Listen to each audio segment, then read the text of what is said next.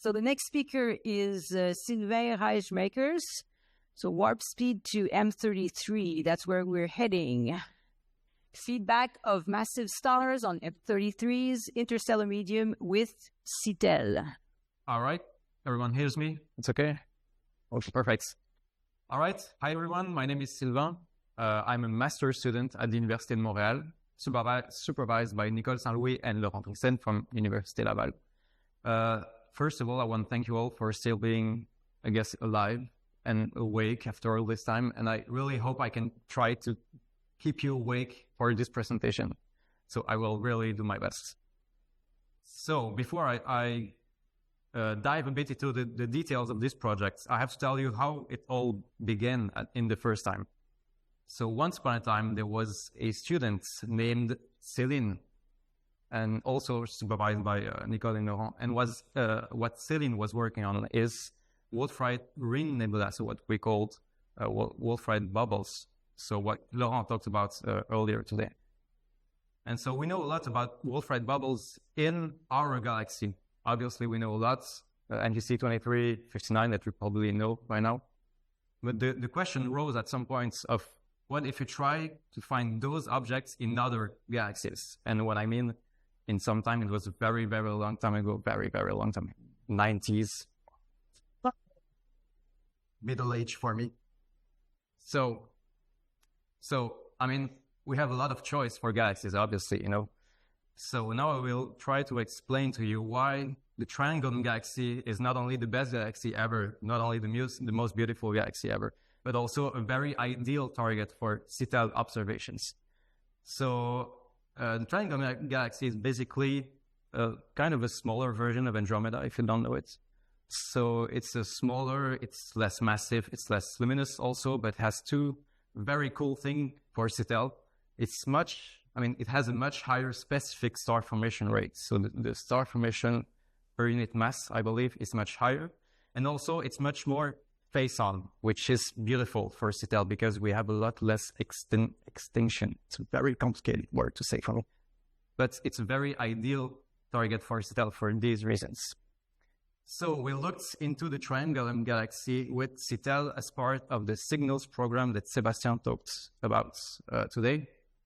And so you probably know SITELLE by now. We have one emission line spectrum for each pixel in the optical region. In fact, the fit is so perfect that you cannot even see the spectrum behind it. It's in blue, but we just don't see it.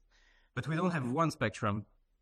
We have 114 million spectra for the whole galaxy. That's what we have. And for all of these spectra, we have a lot of different nebular emission lines. All right, so we have the Balmer series that you most probably know, obviously. But we also have nebular emission lines that we don't talk about them like a lot. So we have O3, O2, S2, N2. I just want to talk about the O3 line because the ionization potential is a bit higher. So it's a very good tracer for ionization sources that are a bit more hot in some way. So this is what those million of spectra look like when you make an image out of it with H-alpha and O3 emission, all right? So in this image, it's the center of the galaxy, of the Triangle Galaxy. So in this image, we have a lot of planetary nebulae, we have a lot of supernova remnants, we have some very large H2 regions, we have some Wolf-Rayet ring nebulae, so what Céline was working on. But we also have a lot of unknown spherical or elliptical nebulae, all right? So we can see probably a lot, yeah, the image is not perfect for this, but. So what does SITELLE tell us about these nebulae? It tells us a lot, all right? So we have fluxes from 6 emission lines, as you can see on the top left. So we have H-alpha, H-beta, etc., as I talked about. But we also have 6 line ratios, and every line ratio is telling us something different about this nebulae, all right? So we have, for example, H-alpha on H-beta, it gives us information about the extinction. Or the O3 on O2, it gives us information about the ionization states of the nebula. And it's very, very important. And we also have velocity and velocity dispersion. And that is it's a pretty specific thing with SITELLE. And it tells us about if there is some expansion in the gas, which was already obviously very useful for Wolf-Rayet wind-blown bubbles. All right, on top of this, we also have HST data. That was very new. So there was a survey called FATTER. I mean, the first survey they did was called FATS. So the second was called FATTER because we have such a great sense of humor as physicists, obviously. So they took photometry for 22 million stars in the Triangulum galaxy. And we turned these magnitudes into fluxes. So we have a part of the SED of each star in the galaxy. I mean, each star that we see in the galaxy. So I will show quite a lot of these kinds of plots. I cannot move the mouse, but yeah, these kinds of plots. So you cannot see the axis very well, but on the x-axis, it's the wavelength, obviously, and on the y-axis, it's the flux. So it's really the part of the SED of each star in the nebula. So we had SITELLE data about the nebular emission. We had HST data about the stellar population, and we really did a coupling of those. That was really the goal of this project. So this is the FATTER mosaic image. This is the SITELLE image at the exact same location. And so we only analyze those regions that are really within this region, all right, where we had both SITELLE and HST data. So we only go from 114 to 50 million spectra, which is much more manageable, obviously. So what are these nebulae? We have a lot of them, really a lot. And what we see is two different things. So we have a lot of nebulae, 55%, that are ionized by a single star in the middle. So we know this because of the HST data that we have. And so as you can see the plot, there's one star that is really dominant in the UV. It's much more luminous in the UV. And so we have a lot of these nebulae, but we also have 45% that are ionized by a cluster or a group of stars. And we had a choice basically to make, and we chose to focus on the first case. So nebula that are ionized by a single star. So I will probably call them stellar nebulae for the rest of the talk. So some example, because we have a lot, so I have to show you a bit all the different shapes and size and fluxes that we have. So we have smaller nebulae. We have some nebulae that don't have any O3 emission, which means that the central star is not that hot, basically, compared to the rest of the sample. So this one is medium size, 12 parsecs, low emission line fluxes, and the central star is very, very isolated, as you can see in the plot and also in the HST map. But we also have some cases with a lot more O3 emission, which means that the star is much more hot, which is very cool. And this one has a significant size, so it's basically in the middle of our sample, so 18 parsecs.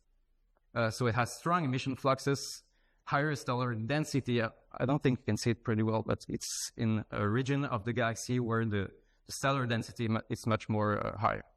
But we still have a star that is much more luminous and dominant in the UV. And we also have bigger nebulae. So this one is 50 parsecs. It's one of the biggest that we have. That doesn't mean that the fluxes are strong. This one has very weak emission fluxes. But it also has a star very dominant in the UV because we kept only those.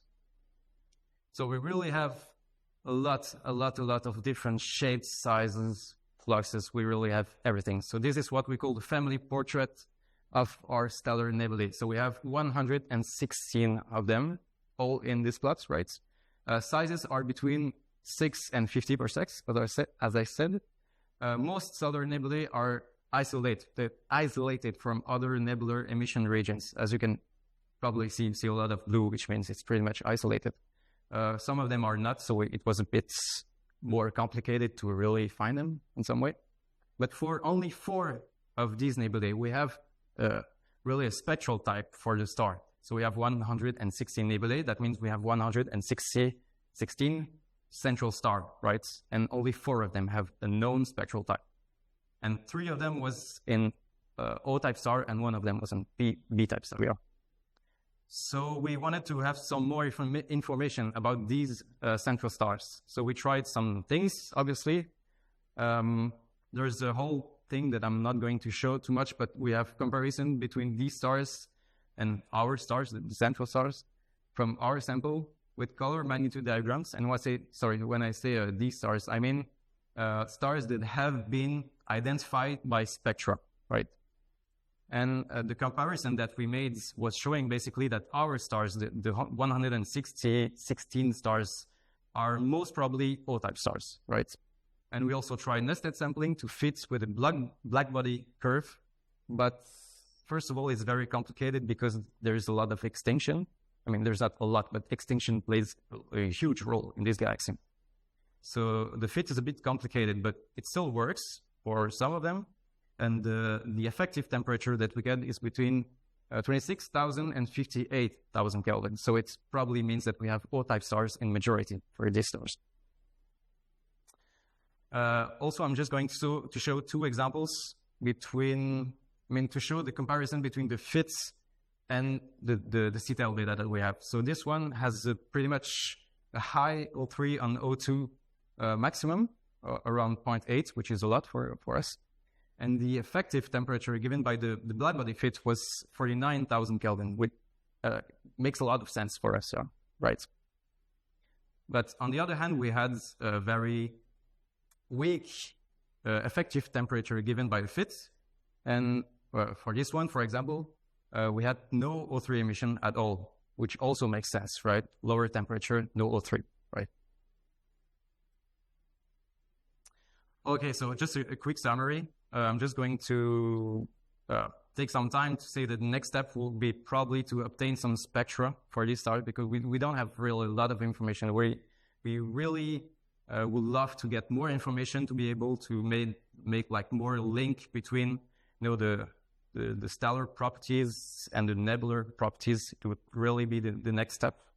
And also I want to just take like 20 seconds to thank, really, because I'm coming at the end of my master's.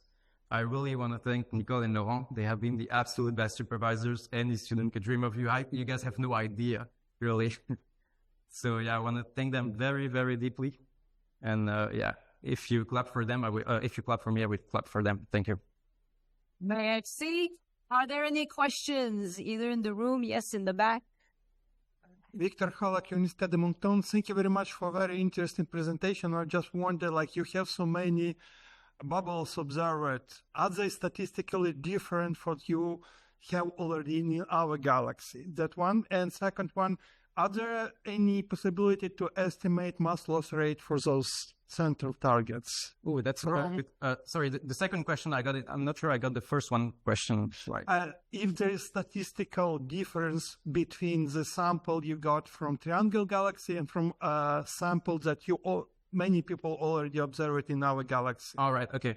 Well, I don't think this has been done for other galaxies. It has been done for Wolf-Rayet bubbles, which is a bit different than this one because we have like O-type bubbles, if you will, but they're not really bubbles because we don't have any evidence that they're empty in some way. So I cannot comment really too much on the first question, right? But on the second question, it will be a very, very good idea. I think it's possible, but I feel like the simulations about nebulae are very, very complicated. I'm not sure if we can really estimate the whole mass loss with just this. I mean, probably we can, I'm not sure. But we only had 2 years for this. It's a master student project. So yeah, I mean, I would have loved to do this, obviously. Are there questions online or one quick question maybe in the room? If not, let's thank our speaker.